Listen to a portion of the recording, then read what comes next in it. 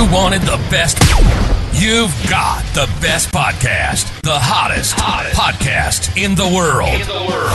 The Chris Voss Show, the preeminent podcast with guests so smart you may experience serious brain bleed. The CEOs, authors, thought leaders, visionaries, and motivators. Get ready. Strap yourself in. Keep your hands, arms, and legs inside the vehicle at all times, because you're about to go on a monster education roller coaster with your brain. Now, here's your host, Chris Voss. Hi, folks. It's Voss here from thechrisvossshow.com, thechrisvossshow.com. Welcome to the show, my family and friends. I think I hit that. I think we should do a survey where people judge my first intro singing. I love it. I hate having to do it after 14 years, but I love when you guys come up to me at shows and you're like, the Chris Voss Show! And I'm like, security, run away. I wear a Kevlar vest whenever I go to shows because of you people. No, I love you guys as an audience. You guys are the greatest audience in the world.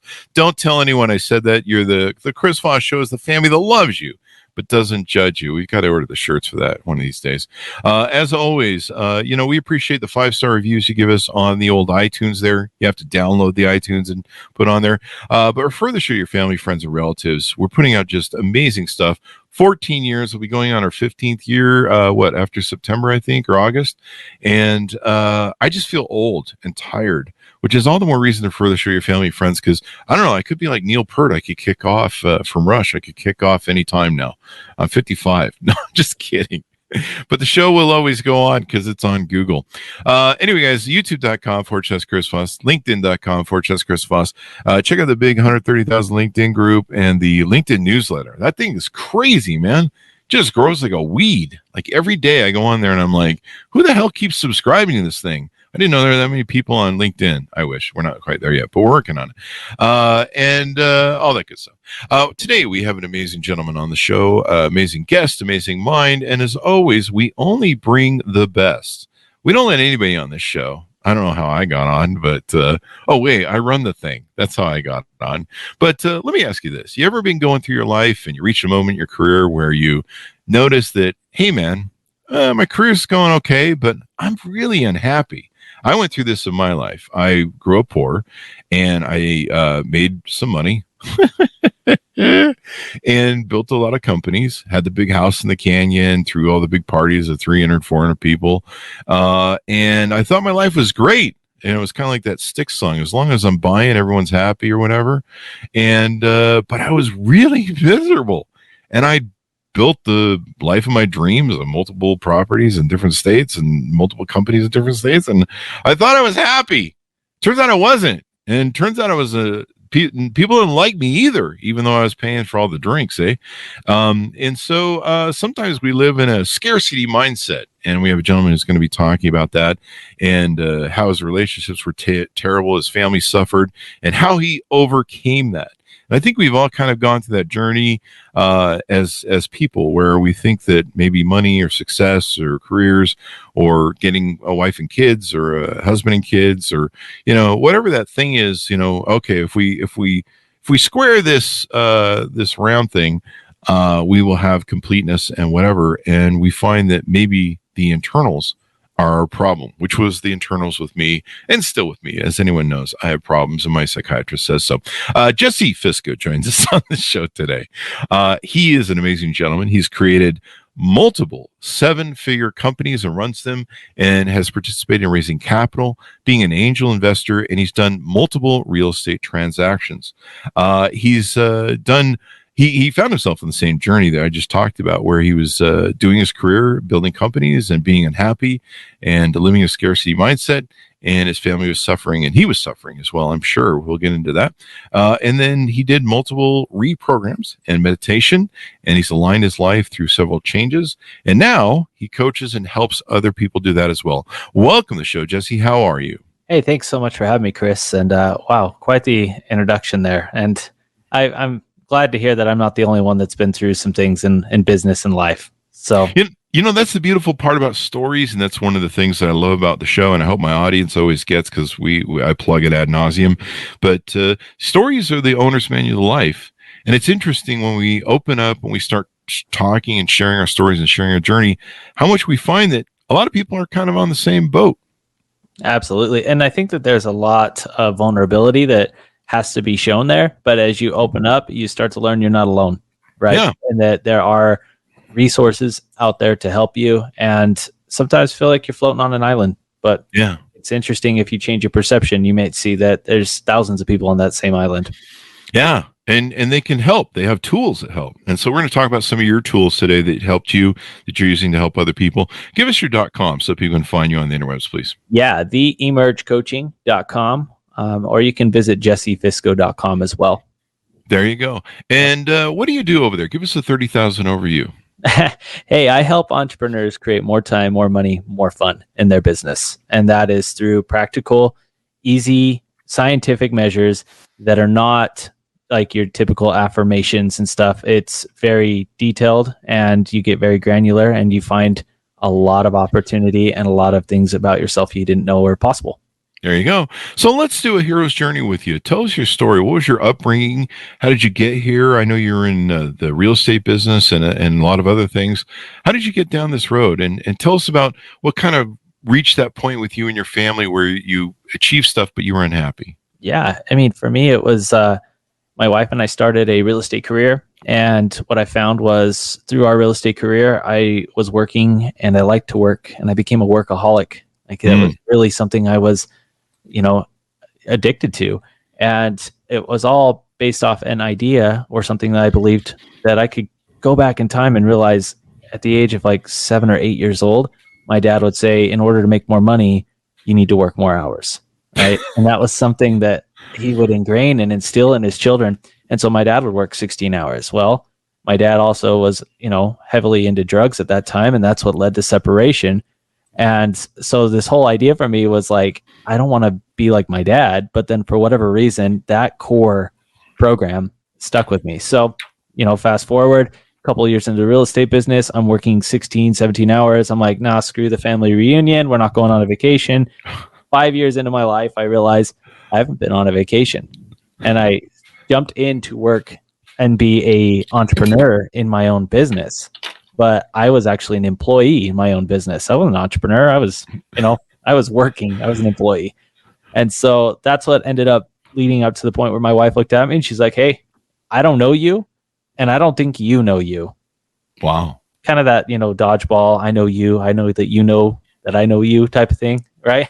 I know that. I know that. And the you know me know that. So I know that as well. Yeah. It's just kind of, funny. Just piling on there. Yeah. All this stuff. And I just looked at her. I was like, you're right. I don't even know myself. Mm-hmm. I don't.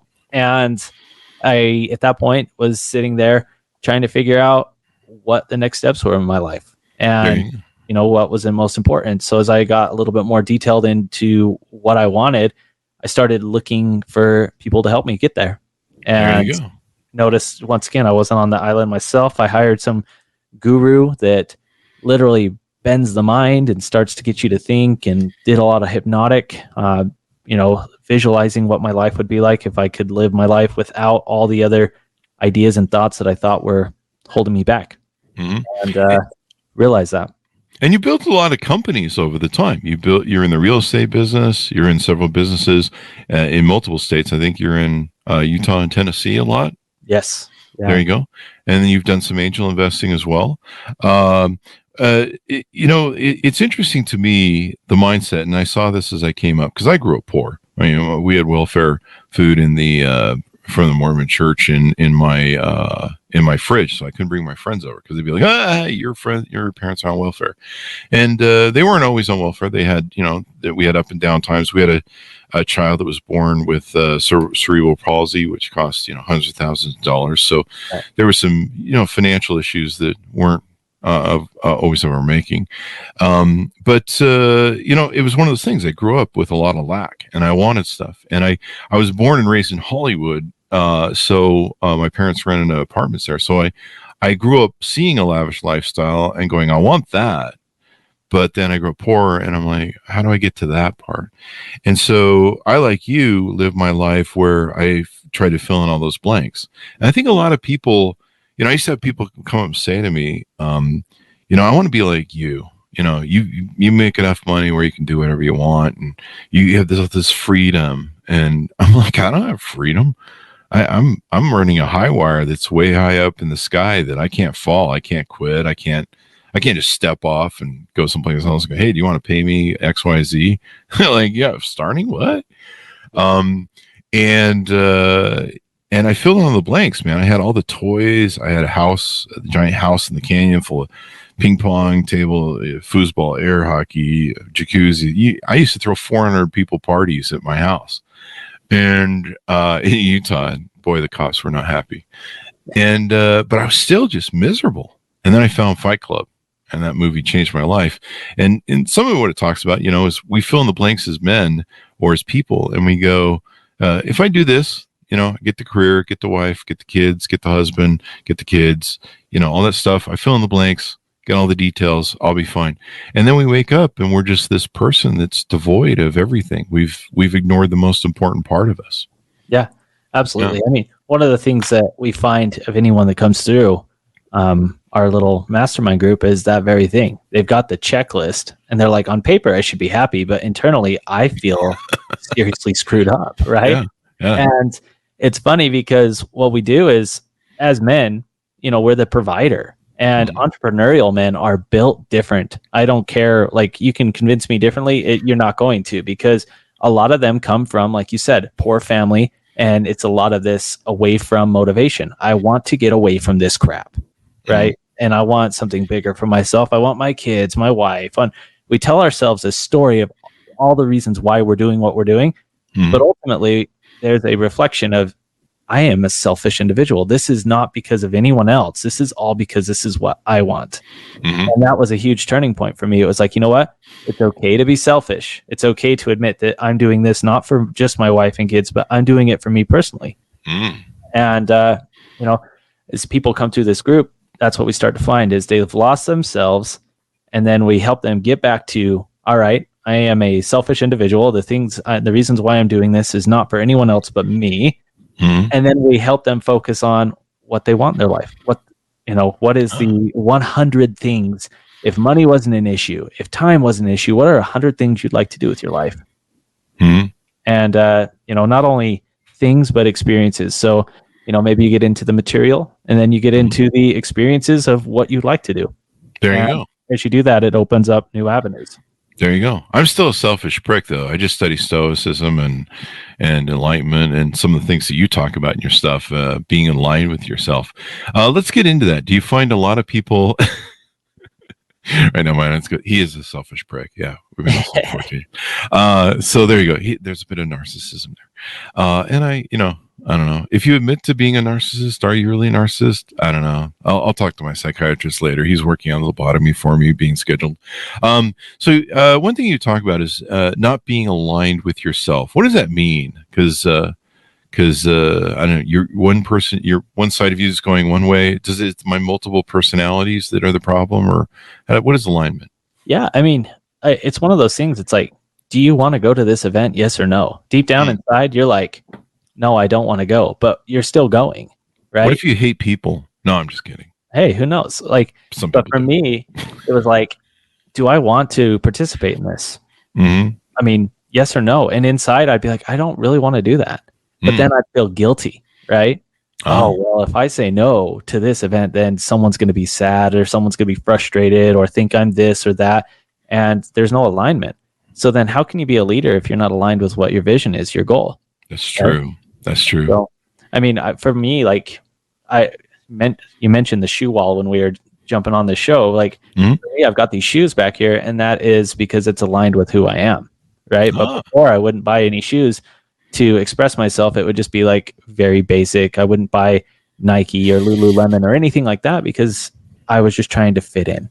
Even though that wasn't who I was. There you go. Do you have any Payless shoes on that wall there? No Payless shoes. No way. I grew up on Payless shoes, and my parents, God bless them, they were working really hard. But we got outfitted with the deal was when I grew up, and this is kind of a Gen X thing. The deal was you got one pair of Payless shoes, you got to choose, and you tried to choose something close to the Adidas everyone had. Yeah. They were big back then, and then you got two pairs of jeans and a couple shirts. Whatever grandma gave you for shirts and socks. And then that was it for the year. You had to make that shit last. Right. And so I grew up the same way. Did you? Okay, there you go. Most of it came from like a Savers, or they call it the DI here in Utah. There you go. Yeah. The Desert Industries. I've been You'd there. find the best you could, and you'd wear it all year. There you go. And man, if you got those things dirty or scuffed, those $10, $15 shoes, whatever the hell they were. I think there were $6 back in my day. I'm old, people. But if you guys tune into the video on YouTube, check that out. Jesse's got this wall, this beautiful wall. I can see some Nikes there. I at least know what Nike logos look like. He's got a whole wall behind him of all of his shoes, and his wife allows him to have that. So you talk about being your authentic self. What does that mean? Because that's where I was really lost in not knowing who I was, and focusing on, I'd focused on so many worldly things. I'd left my pot empty of being a human being, and it's still pretty empty. But let's talk about what you find in the world.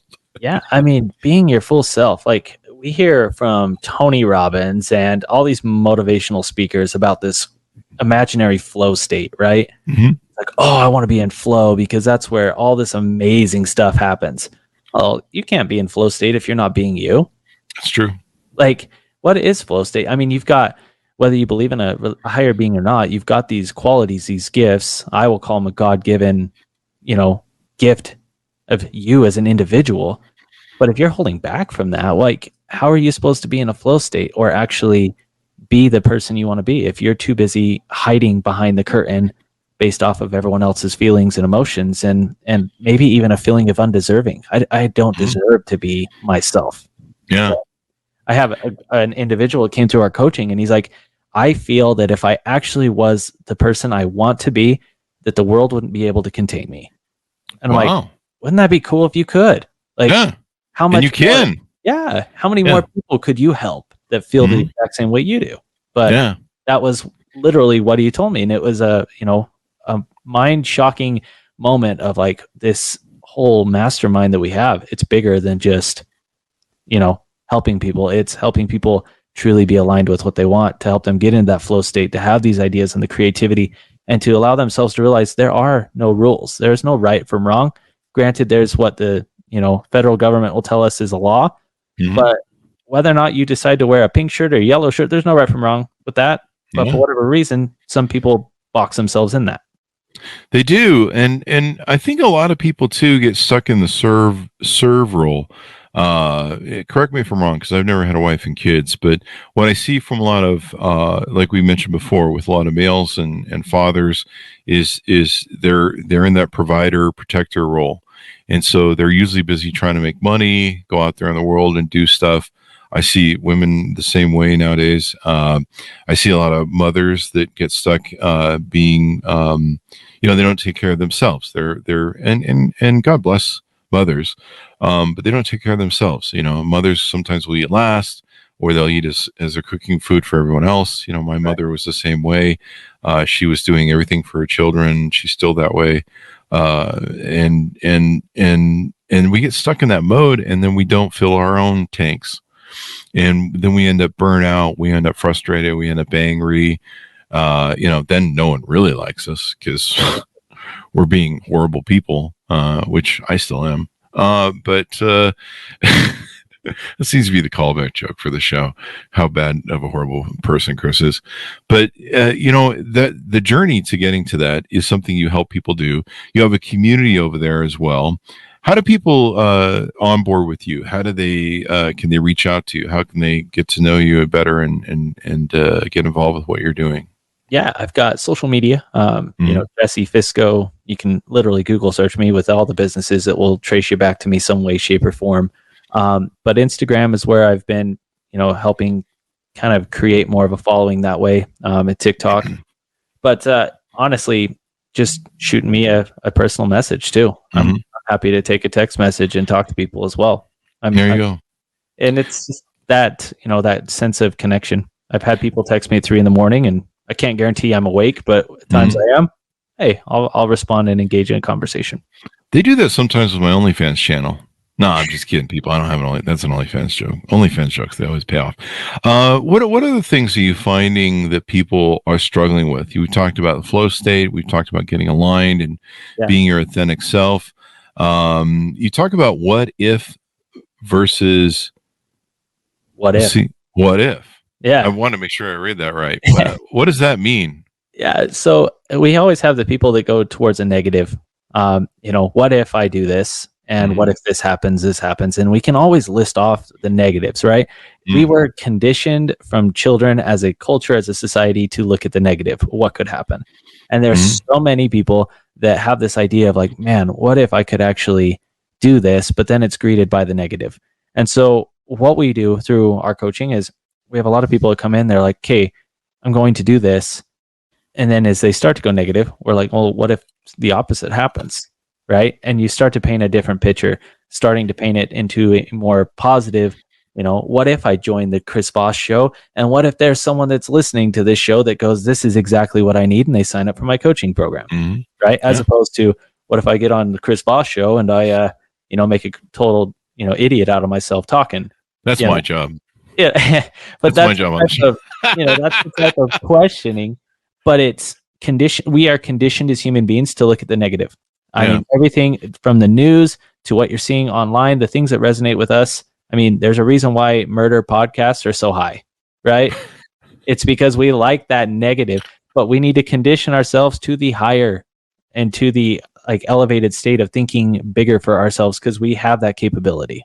There you go. I think we've talked about this recently on the show, but Tony Robbins used to do this thing where he talked about how one person can go into a party and they can see all the negative stuff, and they can see all the people not having a good time, the people that are bored or maybe unhappy at the thing, and they're like, oh, that was a horrible party. And then another person can go to the same party and they can see everyone having fun, and they focus on the fun aspects of the party. And so they come away with two different experiences. And so would you say that sometimes, having a perspective where you're either looking for the good or the bad, or your potential, as opposed to, well, I don't really want to succeed or have a big business because there's a lot of problems that come with it. And, you're making excuses for why you don't want to go for it.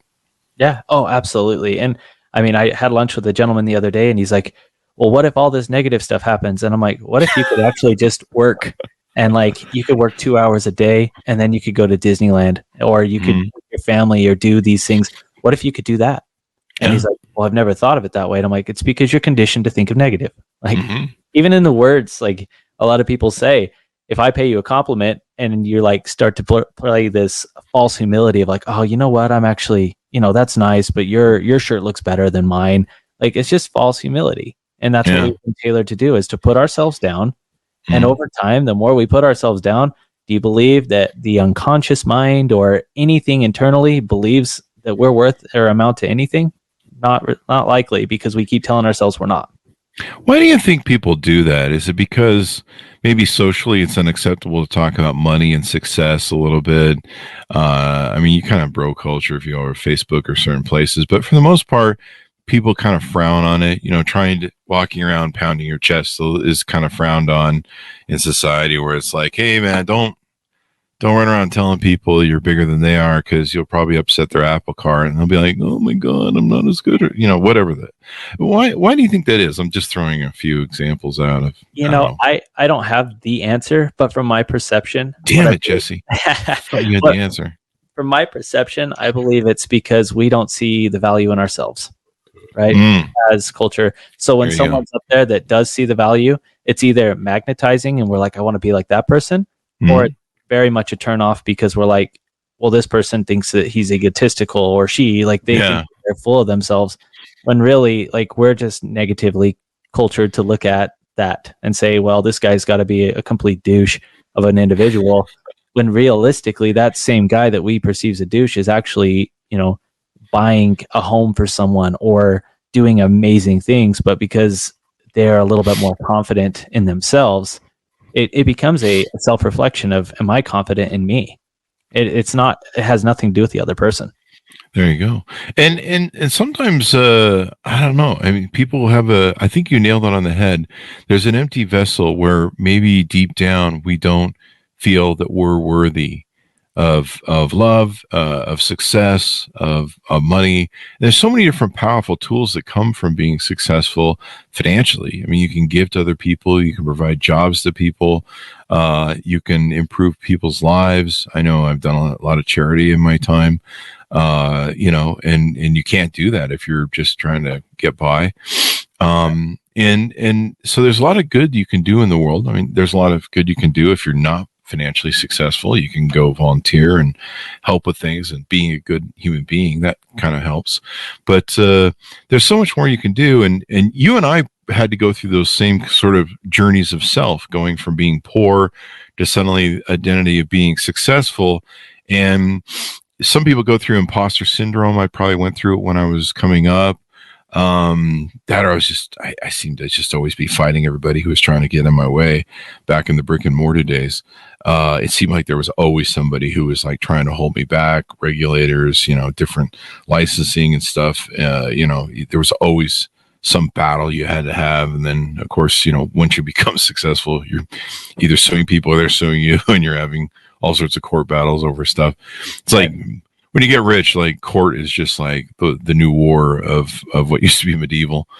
But I think that's what the problem I had was the same you had. Once I became successful, I was like, who is this person, man? Who is this vessel that I'm wandering around with? And why is he so miserable and unhappy? And why are pretty much everybody around me so miserable and unhappy, even though I'm buying all the drinks?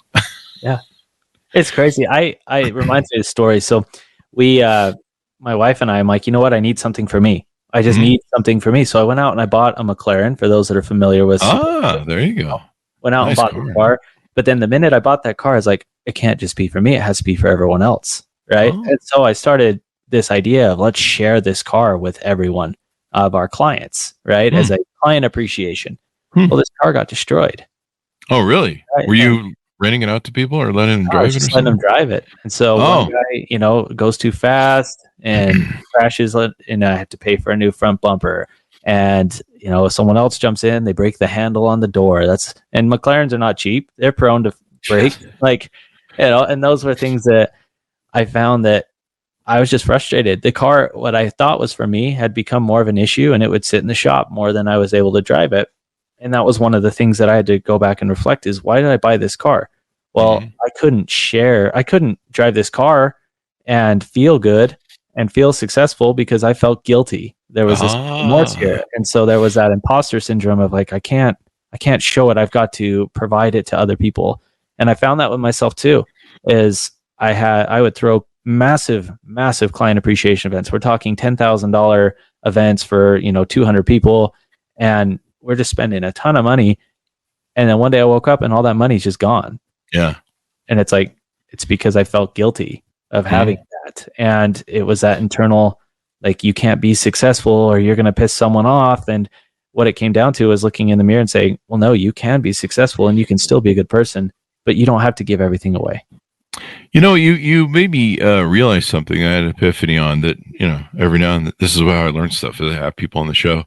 I learn probably more than my audience. But I talked about the big parties I used to throw. Yeah. And, when we had big companies, we had acting and modeling agency with about 400 people in it. We had thousands of employees over the years. So like half the town of Salt Lake knew me at one point. And in the early 2000s and late 90s, early 2000s. And so I would throw huge parties at my house about every 3 months. And it would be 200 to 400 people until the cops finally said enough of that. And the parties just kept getting bigger and bigger, and I'd throw them constantly. And then after the cops shut it down, we'd have private parties of small after parties, after club stuff. And I go to clubs all the time, but a lot of times I was throwing these parties seeking approval from people. And I've kind of had an epiphany that that's what I was doing. I was trying to buy all my friends. I was trying to fill this void. I was single, having a good time. But I was trying to get everyone to love me and like me. And the parties would be over and I'd just be like, the next morning, after everyone's gone, I'd just be like, well, okay, well, I'm alone again. And then after a few months, I'd be like, let's throw another party. But, I'd throw these huge parties and we'd spend tons of money, Dom Perignon, and just craziness. And then every now and then the cops going, there are people parked half a mile down your house. From your house that are going to your party. At one point, they shut down like 2 lanes. I used to, my house is in Old Mill. If you know Old Mill, there, the reservoir. And so they would shut down, the cops would shut down like both ends of the street there and start diverting traffic away. But I was trying to fill a void. And I would go shopping and buy shit, and I just feel like there was this empty void that I just never could fill. And now I realize that's probably what I was doing that whole time. And until I got good with myself and started going, who is this being that I've been dealing with for all these years, and what the fuck is he about? And why don't we just calm the fuck down and quit trying to, the Fight Club was a real big thing for me because it was like we buy things to impress people and don't give a shit anymore, No one gave a crap about my big house. No one gave a crap about my big parties. No one gave a crap about my BMWs and all that stuff. In the end, they didn't care. And I'm like, well, so why am I doing this? And that journey, led me to where I'm at to now, an empty vessel at 55. It's definitely a process and learning the intention behind it. But I mean, I could go deep and say that most of the stuff that's happened from us is what we experienced from the ages of 5 to 9 years old. And it's just a hybrid, right? It's just like it's continued to evolve over time as we've experienced life differently from, it's the same filter. It's like a program on a computer. Imagine running a Windows 98 with nowadays we're like way far in advance, right? Or if you're cruising around with the original iPhone versus now the 14, night and day difference. But a lot of us have that same program in our minds from the ages of 5 to 9 years old. And it's because we've never really gone internally to reset or upload a new one. There you go. And sometimes we're haunted by childhood trauma. Yes. There's a lot of people have that. And, the sad part about life is more people should get psychiatry at a younger age. Like I have people that, what would you go back and tell your 16-year-old self? Go see a fucking psychiatrist, man. And they're like always surprised by it. They're like, what? And I'm like, yeah, I should have. God, if I could go back and sit down and talk about Stoicism, hand myself meditations by Marcus Aurelius and Seneca and Epictetus and different things. A good psychologist to go, hey man, you grew up with a kind of messed up childhood. You grew up with lack, and you want to go to here. Here's what you need to change your mindset. But sadly, a lot of people don't wait. They wait until they're at a crisis point, right? And that's probably where people reach out to you. They're at that crisis point. They're at that dichotomy or wherever, where they're like, I'm living one life and I'm someplace else. Yeah, absolutely. A lot of them reach out at that crisis moment, which is too late already. Like you're at the point where like, I can't do this anymore. I'm either going to quit my job. I'm going to, my empire I built, I'm going to walk away from, or they're talking about walking away from this earth in general. Like, and it's easy to say, for me, like I was never at that point in my life. Right. But then the reality hit that I was, and I had been in that point for years. So like you mentioned, a psychiatrist, I'm not a psychiatrist, but I can definitely coach and help from different standpoints, and our models go into business as well. Like, we had an epiphany the other day. Is like every time we send a text message to our team, it takes two or three people out of their quote unquote flow state.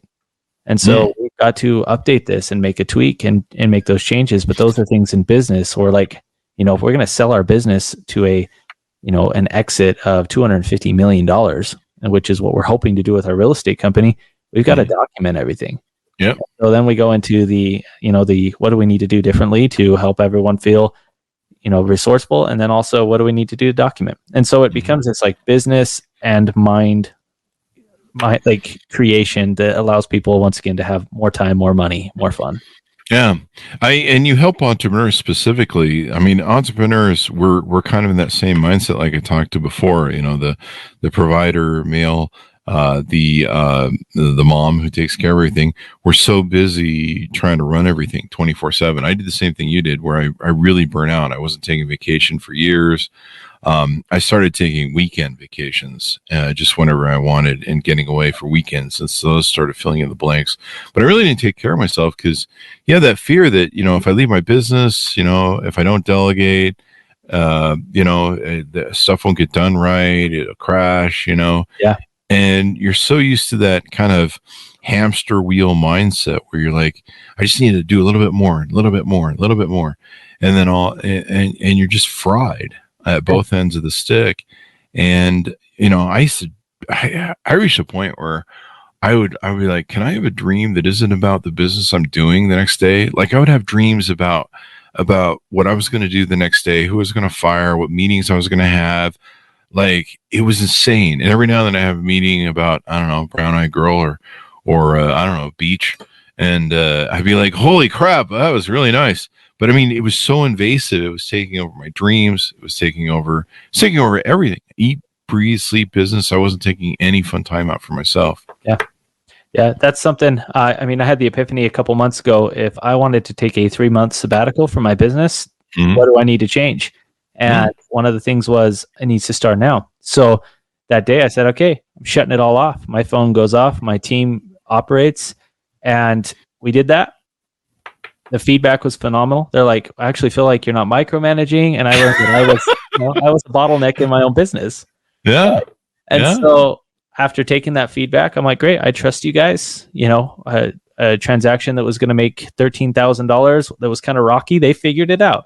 And so it's still closed. So the next week I said, hey, let's all jump in the car on a Sunday afternoon. We're 9 hours away from California. I took my family to Disneyland for a week. I didn't answer my phone once. There you go. Right. There you go. I wanted to be an entrepreneur. Like, I wanted to jump in and go somewhere and have the money and have the freedom. And that's what I realized I needed to start working towards. Right. There you go. And so I got to go live that dream as opposed to just dreaming about it. There you go. You should check out this book. We had an author on recently, Wayne M. Zell, who's a big CPA and attorney, and it was called Your Multi-Million-Dollar Exit. And he talks about how to plan for turning over businesses and selling them. Just a plug there if you want to check it out. But you're right. Everything's got to be prepared. You've got to have a team in place that can take over. That people are going to look for in the exit and stuff. And a lot of entrepreneurs don't build for an exit. I mean, I never really thought about that until somebody came on my show when I was somewhere in my 50s, and I was like, what? I was built for empire. And which is a great way to burn yourself the hell out, especially doing something you don't love. Most of my companies I never really loved. I loved them as my children, but I didn't love some of the industries I was in because I was more of an investor. And I love being CEO of anything. I'll work for free if you put CEO on my card and I can innovate and create. I mean, I love that part of it. But really, my podcast is about the only thing I've ever fallen in love with. And I love talking to people. I love learning from people. I love going on a journey, and I do that in my private life. I ask people, so what's going on with you? Who are you and where are you going? I'm sick of myself. I don't want to hear any more about me. Other than good jokes I can set up using me as a punchline, which is what this callback joke has been on the show.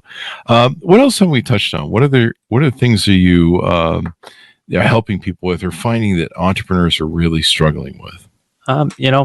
It's a great question. There's so many. And I think the last thing I would hit is rewarding yourself for your accomplishments. That's the number one thing that you could start doing right now that would start to change your perception and your reality. I mean, we mentioned the shoe wall, right? There you go. Every time I close a real estate transaction or I get a new client, anytime I generate and make money, I'm buying a freaking pair of shoes. There you go. Note to self, get a shoe wall. Yeah, there you go. Get a shoe wall. But the thing is like, it's become this ongoing. I didn't know why. I just said, I'm going to start doing this and rewarding myself. Well, first time I bought a pair of shoes for myself, the next month I had a massive growth in my business. Wow. And it was because it was like, I gave myself permission to accept the fact that I'm doing something, that a lot of people won't do. And it doesn't even matter what they're thinking. I'm doing something I didn't think was capable for myself, which was taking care of me. So then it started to go up and up and up. And then there was one month I said, I'm going to change. I'm going to buy sunglasses. And it wasn't motivating enough. My business the next month absolute garbage. No excuse, no reason why. But it was like I found something that really motivated me. Mm-hmm. And it's like a dolphin in a pool. Every time the dolphin does a trick, he gets a fish. Mm-hmm. You know, and the dolphin will learn more tricks over and over and over again every time you give him a fish. And before you know it, you have an entire show.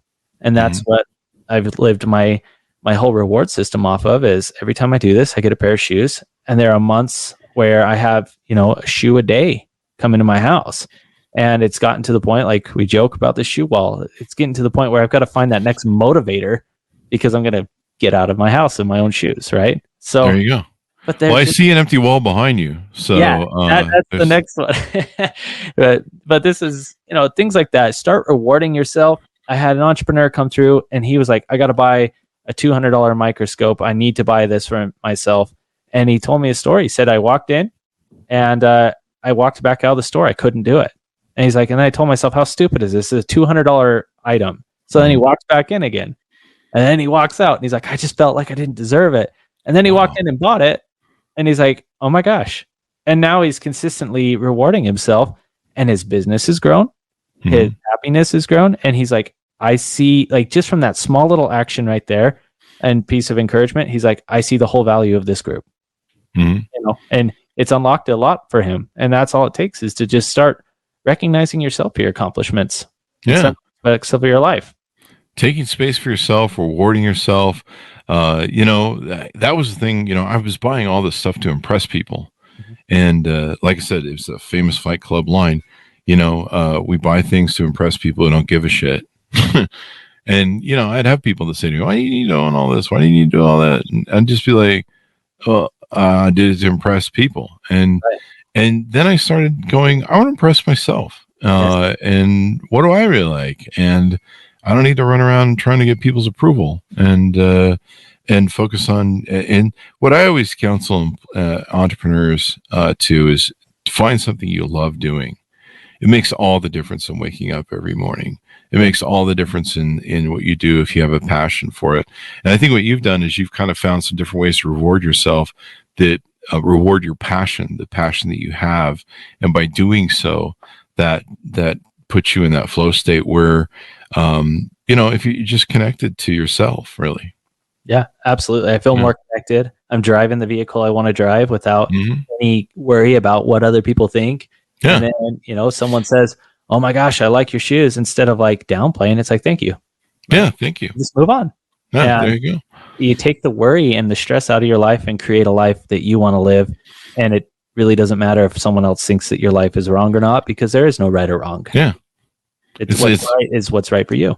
There you go. It's like a Fight Club again, you know. People don't give a shit. Like there are people that I still know who walk around life and they really think people are like half the neighborhood sitting around going, what is Bob doing today? Oh my God, you know, like they're spending all their goddamn time focused on you. Yeah. And they really don't give a shit. Like they're just like, there's a Bob in the neighborhood. And, you know, we live that life of, you know, keep up with the Joneses, fear of missing out. We've got to fit in and do what everybody else does. And, you know, and sometimes it's like, hey man, just make yourself happy. Find your journey, find your purpose in life. I think that's a big thing for people. They don't really find their purpose. They think that, okay, if I adopt these social constructs of, okay, I get a wife and kids. Am I happy now? Then I'll be happy. If I get a business, I'll be happy. If I get the career, I'll be happy. If I get the next job promotion, I'll be happy. If I get more money this year, I'll be happy. You know, we're always putting off that happiness when really we just need to maybe be happy and reward ourselves now, pat ourselves on the back. Yeah. Or know exactly what makes us happy and then go do that thing. Yeah, right? That helps too. If we don't have a map of what makes us happy, and we're just going off of someone else's map, well, no wonder we're miserable. Exactly. And that's what a lot of people do. That's why people have midlife crises. I remember growing up when I was young and I was like, there's this midlife crisis thing that guys go through. How do I keep from having that? Like, I don't want to live my life where I wake up at 40 or 45 and, you know, suddenly I'm buying red sports cars. Like, I just soon buy the red sports car now. Go purple. and live that life. And so I wanted to live a life where I wouldn't go through a midlife crisis or burnout. I've gone through a lot of epiphany moments and a lot of learning over the years. You know, the interesting thing about being 50 is I'm 55 now, but around 50, you wake up and you kind of look back and you go, Jesus, that's a mess I left behind. Okay, I think I see that some psychological problems I have. So it's best not to wait until then. You know, when you're on the downside of a marriage or you're getting divorced because you've been unhappy and a miserable person to be around, and everything else, and try and do preventative care, if you will, now.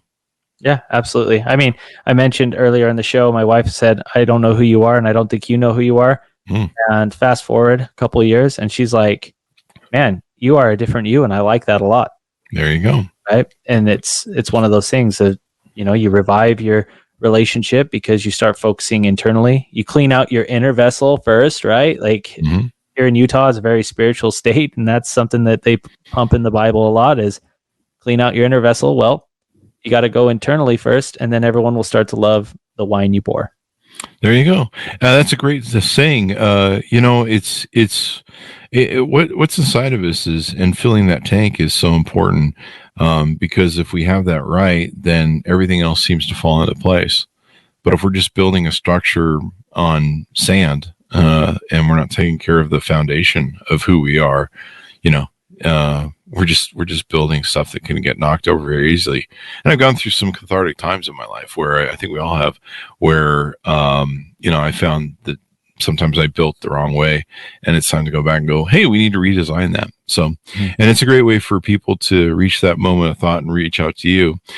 So tell us again how people can do business with you and reach out to you and get involved in your programs. Yeah, you can learn more about me at jessefisco.com, or you can visit theemergecoaching.com, and that will get you connected with me.